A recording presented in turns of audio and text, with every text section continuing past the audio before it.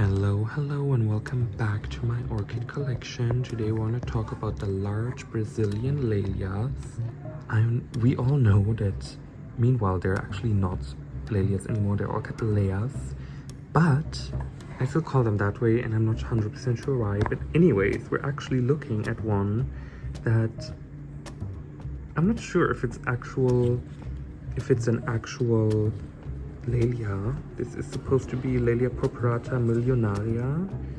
I love the shape of the lip, or the striation on the lip, the contrast between the dark kind of magenta purple, the yellow, the striations on the sepals mainly. Such a nice plant, but I don't know, I feel like it doesn't really look like a purpurata. If you look at the pseudobulbs, if you look at the flower, it really doesn't seem like a Laelia purpurata. And so I posted a picture of it once it had opened its flowers, and I asked, what do you think? This looks a little bit like, I don't know, maybe it has a perrinii or something in it. And honestly, most comments said, I don't think this is a purpurata, I think this is a hybrid. I know Fernanda Nascimento said, for example, oh, look, it's just the first bloom, give it some time, which maybe yes. But I don't know. Some people said, look, this could be crossed with the Cattleya auriculor. Some people said, oh, maybe it's a hybrid with Laelia anceps.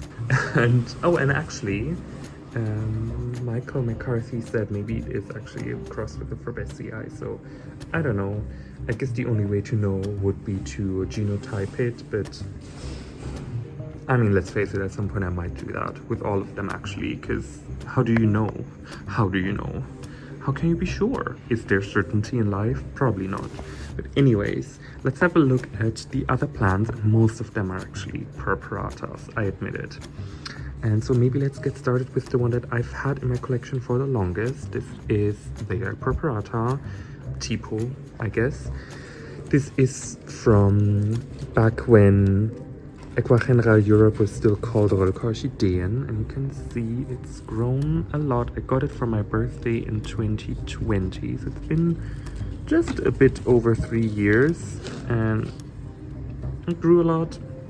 Has a new bulb maturing. It has like this really nice kind of flattened pseudobulb shape that is typical for purpurata.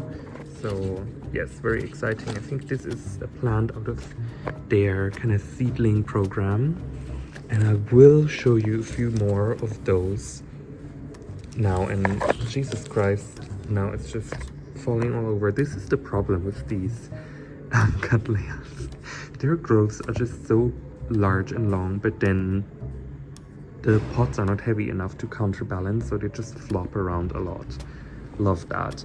But anyways, let's continue with maybe a little sister plant. This is another purpurata. This is Russelliana, which I think is just a lighter color form of the normal purpurata. It's also from when Equagenera Europe was still called Orchideen, and it's been growing really well. Next to it, we have one that's a bit weird, right? It has several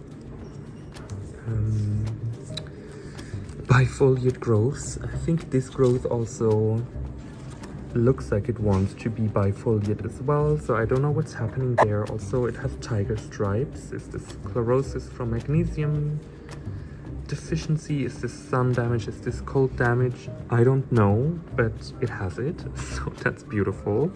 But this is supposed to be, I think it's the Aço, right? And Aço, I don't know. It's Portuguese and means steel, so these are, it's a very dark purple lip. So that is very exciting. Let's see. Maybe this is also a hybrid that was sold as a pure species, but whatever. Next to it, we have this one, which is also getting kind of large. Also, the new growth seems to follow suit here. This is, I want to say it's the striata. Oh no, it's not the striata, it's the delicata by Rosso Violeta. Rosso Violeta. Just a hybrid of different color forms, so that is exciting. I do have quite a few different color forms of purpurata, and you can see Also, most of these young plants here are different color forms of purpurata. I should, just have to have them all. I'm not making the rule. I'm just following it. And here we have a Laelia purpurata Rosho Bishpu. I think this is, it's like a cardinal magenta color on the lip. Then we have some Verkäuseri. There's also some Verkäuseri striatas here. I think this is supposed to be the Sanguinea, the Rheinblatt, which also has the stripes, so I'm not 100% sure what that is. But we should be fine. Let's see, what else do we have here? Oh, this is Purpurata vinicolor. And as you can see, we're not super happy, but the main point is to have a healthy front part of the plant, right? And I think we have that. What is this? This is, oh yeah, this is the Verkäuseri striata, with a new growth coming here. Oh yeah, then this one is interesting. This is Tenebrosa aurea. Very nice one. I used to have a Tenebrosa from back when Aquagenera Europe was still called Rolka Orchideen. That just completely died on me. Hated its life. Just dumped its roots and was like, yeah, now what? Oh yeah, this is a second Rosho Bishpu. This one, I think we already looked at it, right? This is Tenebrosa rubra, so also very exciting plant. 2 Tenebrosas then, and then this one is one of the few seedlings that I still have. I think this is the only one that survived from last year. The summer last year was just way too much for the seedlings, and I mean, it's not doing super well now, is it? So, Laelia purpurata carnea. Then we do have, this is a Xanthina, very small plant but making some progress. Laelia Xanthina, I don't think it's a species you see a lot in people's collections. I have a larger version of it here, and I also sent one to Nina from Ninja Orchids. And then next to that are some new seedlings I got. This is Laelia virens. You can already see, I deflasked them very recently, but you can see already the stress coming in. I still haven't really figured out how to keep seedlings happy under my conditions. If you have any input, let me know. I know I have a video actually on taking care of seedlings, but I feel like those are more, plants this size or even this size, so they've been out of the flask for a while. And I still think getting young plants is the best way to expand your collection, get really exciting plants for less money, and to establish them in your conditions, in your media, the way you grow plants. But I don't know, I feel like the flask ones, it's a bit difficult, but I'm practicing, and Laelia virens is really rare, so I really hope that at least one of them is gonna make it. Then next up, maybe while we're here, this is my Laelia perrinii, which I got, I want to say 2021. It's been 2 years, and you can see it's been quite the size progression on this plant. Right, it started off just with this little part over here, and it grew quite a few new growths for me. It has 2 directions of growth even, and you can see there is a bud coming and there is a bud coming. Very exciting. I have a few color forms of this one as well. I think this is supposed to be a tipo. I do have some cerulean sitting around here. Where was it? I saw it. Oh yeah, here. This is one of the tiny little perrinii cerulean. Yeah, maybe not in its best shape. Maybe I shouldn't show this. I'm like, no, all of my plants are doing really well. But anyways, Laelia perrinii, so I'm really excited to see what this is going to do flower-wise. And then there in the back we have another one that I'm really excited to see in bloom, or rather to smell in bloom, because this is Laelia crispa, which I also have a few color forms of. I think this is a Vinicolor or something. What does it say? What does it say? Flammea by Vinicolor. So that's supposed to be a very exciting color form. I think I have, this is a tipo here, and I might have another color form of it as well.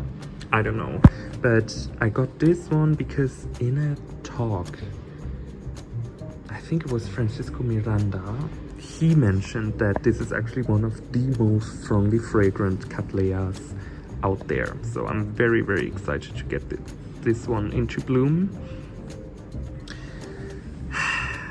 Once the scale is kind of gotten rid of. I already treated it this morning, but you know, these marks are forever. But anyways, I feel like this is a pretty textured plant. Like the leaves are very leathery on this one, you can see. So I don't know, maybe it's just gonna blend into that texture, but ugh, scale. Then I do have a few lobatas sitting around here as well. I have a larger one over there that is just getting ready for its new growth and roots. So I think I'm gonna repot this. It's the perfect timing for it. And it's, you know, it's just coming out of its pot. We have two directions of this pseudobulb was aborted last summer. I think due to the heat. I feel like this plant really doesn't do super well with heat. But then this new one came, and the kind of main direction of growth is still doing pretty well, I think. And there's a lot of size increase for sure. I think there should be a lobata concolor sitting here somewhere. Oh yeah, this one here, next to this dead one, I think. What is that? Oh, this is the Laelia crispa oculata. Well, or rather, this was. Oh well, you know, this is what you get for importing very young plants. Sometimes they make it and sometimes they don't. But yeah, there you go. This is the overview of the large Brazilian Laelias. In the next video, I want to talk about the kind of labiate Cattleyas, the labiata-like ones, and then, you know, finally finish off with the Walkerianas and Maximas. These plants that are hanging there, I don't know, maybe you don't know them yet. I think there should be a video coming about those before I probably post any of this actually. So you might actually already know them, and if not, click up here, there will be a video linked for where these plants come from and why they look so interesting. But yeah, I'm trying to film all of the footage of these plants today itself, because the weather forecast looks like they really need to go inside. It has been getting much cooler. We have had a few nights below 10 degrees, but I think now really the time has come to move them inside. It's going to be below 5 degrees Celsius, and I think that's just a bit too little to, you know, keep them alive. But anyways, so this is what the large Brazilian Laelias look like, and I'm just gonna give you a final look at this one. I'm very happy with it. It has also a really nice fragrance actually, and in the morning until like early afternoon, I feel like it really has a not super strong or overwhelming, but very pleasant lily-like fragrance, I would say. Lilies maybe a little sweeter but not sickly, a little fruity. It's kind of complex, and I feel like this could be a very nice fragrance, you know, to bottle up. But you know, maybe let's have a look at this one as well on the inside. Really like the contrast here. But yeah, there you go, large Brazilian Laelias, and I'll see you in the next video. Bye.